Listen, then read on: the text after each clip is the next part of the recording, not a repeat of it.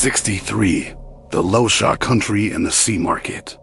Once upon a time, there was a young man named Ma Chun, who was also known as Lung Mei.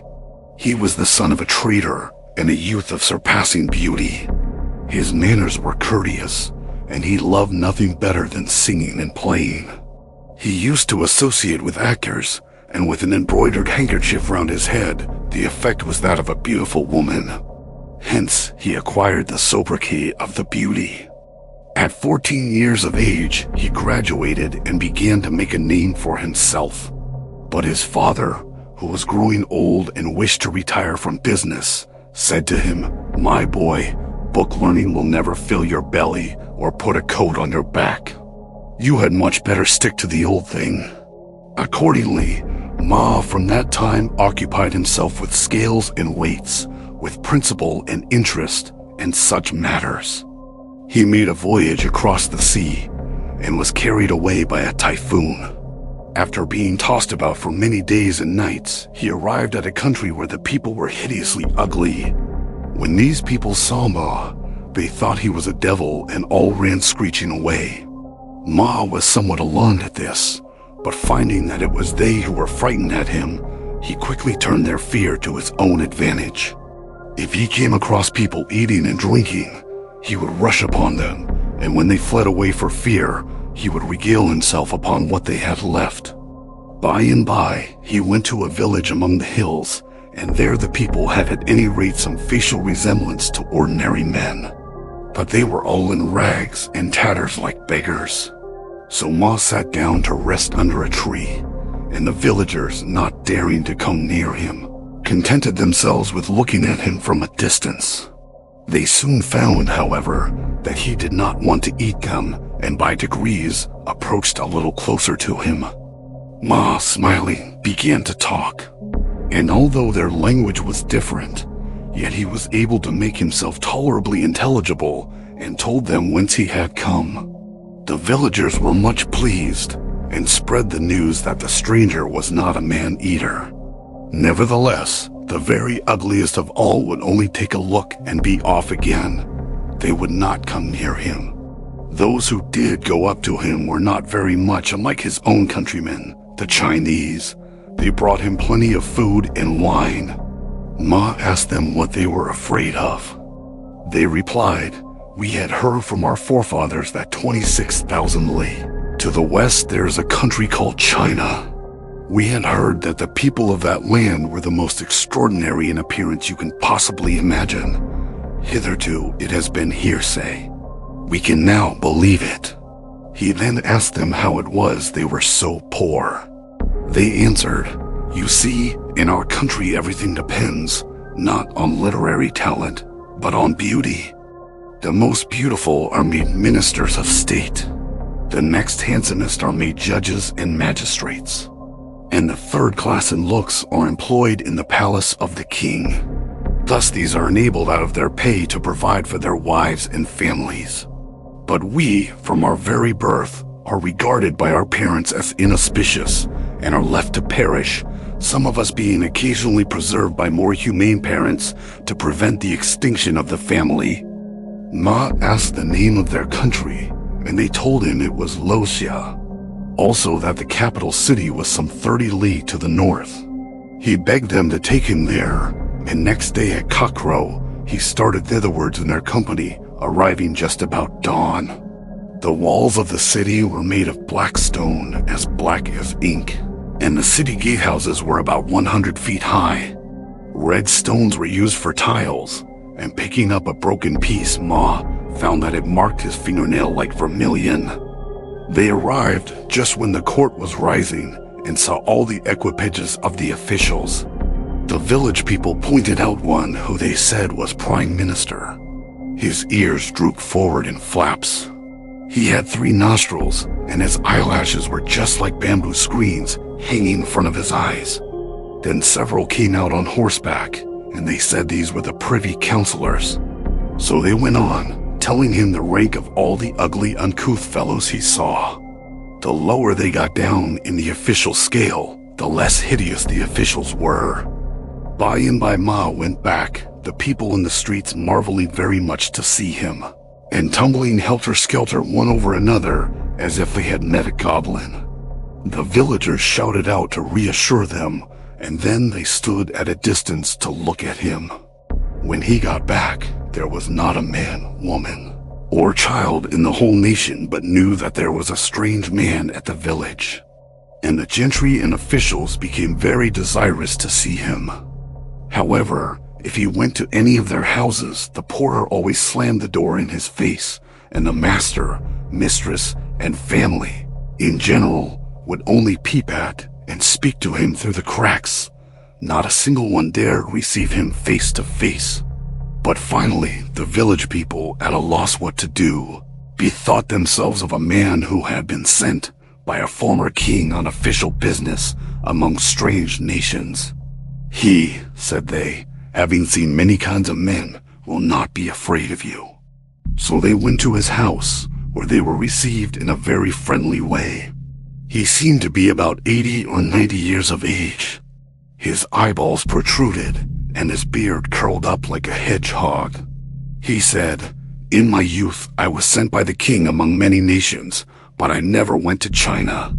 I am now 120 years of age, and that I should be permitted to see a native of your country is a fact which it will be my duty to report to the throne. For 10 years and more I have not been to court, but have remained here in seclusion. Yet I will now make an effort on your behalf." Then followed a banquet, and when the wine had already circulated pretty freely, some dozen singing girls came in and sang and danced before them. The girls all wore white embroidered turbans and long scarlet robes which trailed on the ground.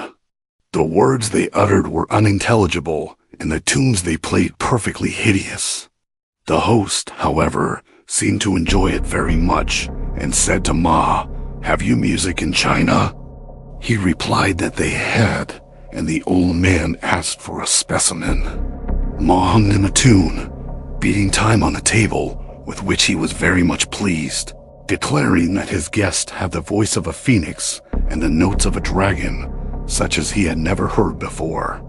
The next day he presented a memorial to the throne, and the king at once commanded Ma to appear before him. Several of the ministers, however, represented that his appearance was so hideous it might frighten his majesty, and the king accordingly desisted from his intention. The old man returned and told Ma, being quite upset about it. They remained together some time until they had drunk themselves tipsy. Then Ma, seizing a sword, began to attitudize, smearing his face all over with coal dust. He acted the part of Chang Fei, at which his host was so delighted that he begged him to appear before the prime minister in the character of Chang Fei. Ma replied, "I don't mind a little amateur acting, but how can I play the hypocrite for my own personal advantage?" On being pressed, he consented, and the old man prepared a great feast, and asked some of the high officials to be present, telling Ma to paint himself as before. When the guests had arrived, Ma was brought out to see them, whereupon they all exclaimed, yeah, how is it he was so ugly before and is now so beautiful?" By and by, when they were all taking wine together, Ma began to sing them a most bewitching song, and they got so excited over it that next day they recommended him to the king. The king sent a special summons for him to appear and asked him many questions about the government of China, to all of which Ma replied in detail, eliciting sighs of admiration from his majesty. He was honored with a banquet in the royal guest pavilion, and when the king had made himself tipsy, he said to him, "I hear you are a very skillful musician. Will you be good enough to let me hear you?" Ma then got up and began to attitudize, singing a plaintive air like the girls with the turbans. The king was charmed, and at once made him a privy councillor, giving him a private banquet, and bestowing other marks of royal favor. As time went on, his fellow officials found out the secret of his painted face, and whenever he was among them, they were always whispering together, besides which they avoided being near him as much as possible. Thus Ma was left to himself and found his position anything but pleasant in consequence. So he memorialized the throne, asking to be allowed to retire from office, but his request was refused. He then said his health was bad and got 3 months sick leave, during which he packed up his valuables and went back to the village. The villagers on his arrival went down on their knees to him, and he distributed gold and jewels amongst his old friends. They were very glad to see him and said, "Your kindness shall be repaid when we go to the sea market. We will bring you some pearls and things." Ma asked them where that was. They said it was at the bottom of the sea, where the mermaids kept their treasures, and that as many as 12 nations were accustomed to go thither to trade. Also that it was frequented by spirits, and that to get there it was necessary to pass through red vapors and great waves. "Dear sir," they said, "do not yourself risk this great danger, but let us take your money and purchase these rare pearls for you. The season is now at hand." Ma asked them how they knew this. They said, "Whenever we see red birds flying backwards and forwards over the sea, we know that within 7 days the market will open." He asked when they were going to start that he might accompany them, but they begged him not to think of doing so. He replied, "I am a sailor. How can I be afraid of wind and waves?" Very soon after this, people came with merchandise to forward, and so Ma packed up and went on board the vessel that was going. This vessel held some tens of people, was flat-bottomed with a railing all round, and rowed by 10 men. It cut through the water like an arrow. After a voyage of 3 days, they saw afar off faint outlines of towers and minarets, and crowds of trading vessels. They soon arrived at the city, the walls of which were made of bricks as long as a man's body, the tops of its buildings being lost in the Milky Way. Having made fast their boat, they went in and saw laid out in the market rare pearls and wondrous precious stones of dazzling beauty, such as are quite unknown amongst men. Then they saw a young man come forth riding upon a beautiful steed. The people of the market stood back to let him pass, saying he was the 3rd son of the king. But when the prince saw Ma, he exclaimed, "This is no foreigner," and immediately an attendant drew near and asked his name and country. Ma made a bow, and standing at one side told his name and family. The prince smiled and said, "For you to have honored our country thus is no small piece of good luck." He then gave him a horse and begged him to follow. They went out of the city gate and down to the seashore, whereupon their horses plunged into the water. Ma was terribly frightened and screamed out. But the sea opened dry before them and formed a wall of water on either side. In a little time they reached the king's palace, the beams of which were made of tortoiseshell and the tiles of fishes' scales. The 4 walls were of crystal and dazzled the eye like mirrors. They got down off their horses and went in, and Ma was introduced to the king. The young prince said, "Sire, I have been to the market and have got a gentleman from China." Whereupon Ma made obeisance before the king, who addressed him as follows: "Sir, from a talented scholar like yourself, I venture to ask for a few stanzas upon our sea market. Pray do not refuse." Ma thereupon made a cotto and undertook the king's command. Using an ink slab of crystal, a brush of dragon's beard, paper as white as snow, and ink scented like the larkspur, Ma immediately threw off some 1,000-odd verses, which he laid at the feet of the king. When his majesty saw them, he said, "Sir, your genius does honor to these marine nations of ours." Then, summoning the members of the royal family, the king gave a great feast in the colored cloud pavilion. And when the wine had circulated freely, seizing a great goblet in his hand, the king rose and said before all the guests, "It is 1,000 pities, sir, that you are not married. What say you to entering the bonds of wedlock?" Ma rose blushing and stammered out his thanks. Upon which the king, looking round, spoke a few words to the attendants. and in a few moments in came a bevy of court ladies supporting the king's daughter, whose ornaments went tinkle, tinkle as she walked along. Immediately the nuptial drums and trumpets began to sound forth, and bride and bridegroom worshipped heaven and earth together. Stealing a glance, Ma saw that the princess was endowed with a fairy-like loveliness. When the ceremony was over, she retired, and by the wine party broke up. Then came several beautifully dressed waiting maids, who with painted candles escorted Ma within. The bridal couch was made of coral adorned with 8 kinds of precious stones, and the curtains were thickly hung with pearls as big as acorns. Next day at dawn, a crowd of young slave girls trooped into the room to offer their services, whereupon Ma got up and went off to court to pay his respects to the king. He was then duly received as royal son-in-law and made an officer of state. The fame of his poetical talent spread far and wide, and the kings of the various seas sent officers to congratulate him, vying with each other in their invitations to him. Ma dressed himself in gorgeous clothes and went forth riding on a superb steed, with a mounted bodyguard all splendidly armed. There were musicians on horseback and musicians in chariots, and in 3 days he had visited every one of the marine kingdoms, making his name known in all directions.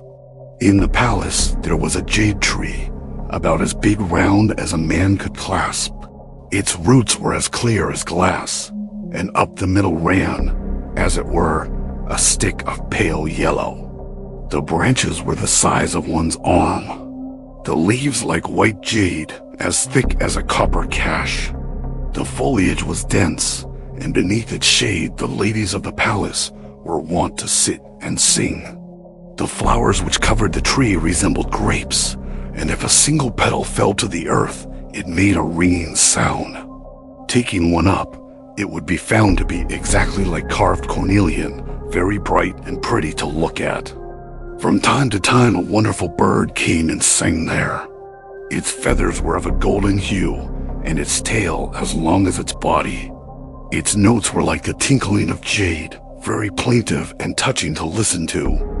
When Ma heard this bird sing, it called up in him recollections of his old home, and accordingly he said to the princess, "I have now been away from my own country for 3 years, separated from my father and mother. Thinking of them, my tears flow and the perspiration runs down my back. Can you return with me?" His wife replied, "The way of immortals is not that of men. I am unable to do what you ask, but I cannot allow the feelings of husband and wife to break the tie of parent and child. Let us devise some plan." When Ma heard this, he wept bitterly, and the princess sighed and said, "We cannot both stay or both go." The next day the king said to him, "I hear that you are pining after your old home. Will tomorrow suit you for taking leave?" Ma thanked the king for his great kindness, which he declared he could never forget, and promised to return very shortly. That evening, the princess and Ma talked over their wine of their approaching separation. Ma said they would soon meet again, but his wife averred that their married life was at an end. Then he wept afresh, but the princess said, "Like a filial son, you are going home to your parents." In the meetings and separations of this life, 100 years seem but a single day. Why then should we give way to tears like children? I will be true to you. Do you be faithful to me? And then, though separated, we shall be united in spirit, a happy pair. Is it necessary to live side by side in order to grow old together? If you break our contract, your next marriage will not be a propitious one. But if loneliness overtakes you, then choose a concubine. There is one point more of which I would speak with reference to our married life.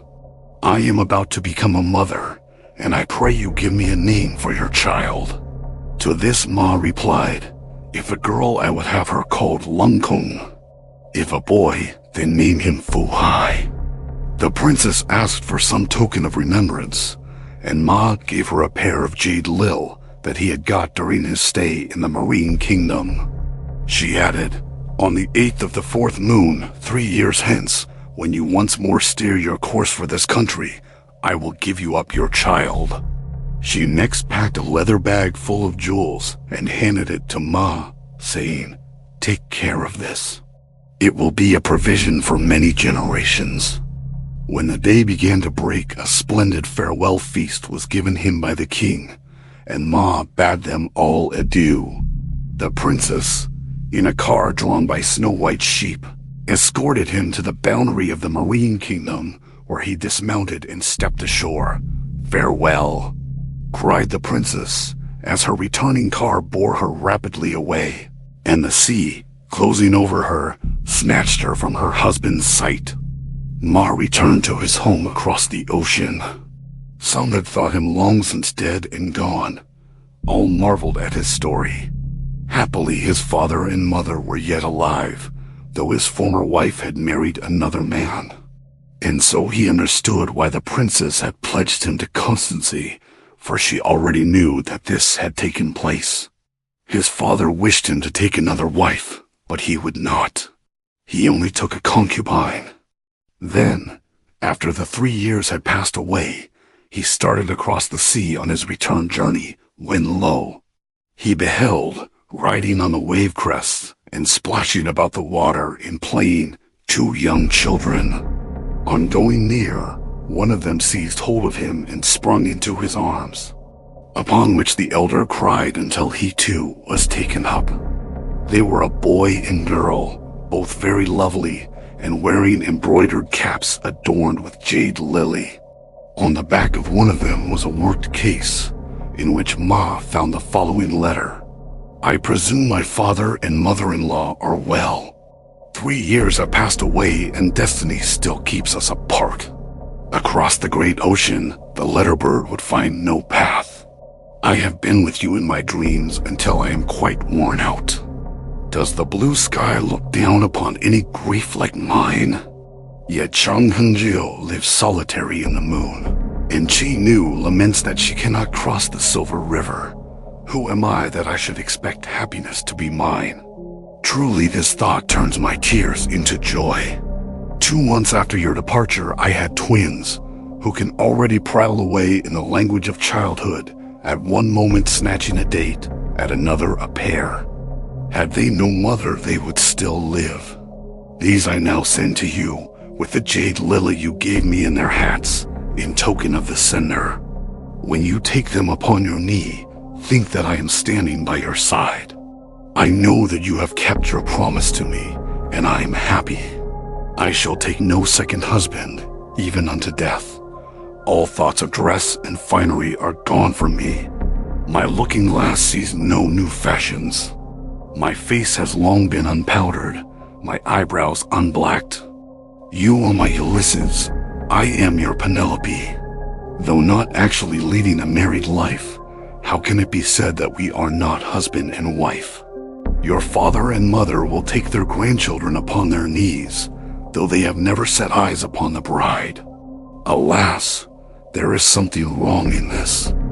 Next year, your mother will enter upon the long night. I shall be there by the side of the grave, as is becoming in her daughter-in-law. From this time forth, our daughter will be well. Later on, she will be able to grasp her mother's hand.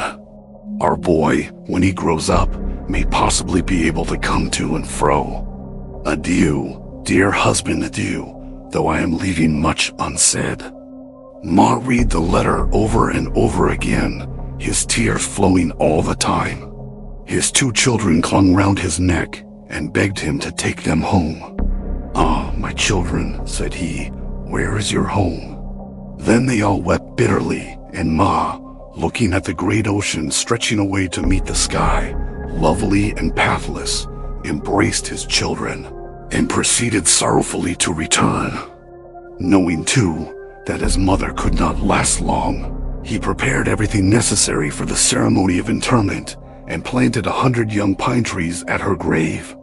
The following year, the old lady did die, and her coffin was borne to its last resting place, when lo, there was the princess standing by the side of the grave.